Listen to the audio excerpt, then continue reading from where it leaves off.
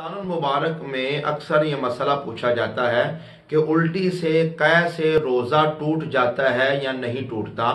تو تمام لوگ جو سننے والے ہیں یہ بات روزہ دار یہ بات سمجھ لیں کہ جو الٹی عموماً ماہ رمضان میں آتی ہے، مثلا آپ نے سحری کی، نماز پڑھ کے سو گئے، یا آدمی ویسے ہی کھانے پینے کا ایک ٹائم ٹیبل شیڈول بدل جاتا ہے تو معدہ اس چیز کو سم ٹائم برداشت نہیں کرتا تو الٹی آ جاتی ہے۔ تو دوستو عموماً جو روزہ دار کو الٹی آتی ہے اس سے روزہ نہیں ٹوٹتا، صرف ایک الٹی ہے کہ آدمی خود ایسا عمل کرے، اپنے حلق میں اپنا جو وہ ہاتھ ڈالے، یا کوئی ایسا عمل ہو جس میں روزہ دار کا اپنا اختیار ہو اور وہ قصدن جان بوجھ کر الٹی کر رہا ہو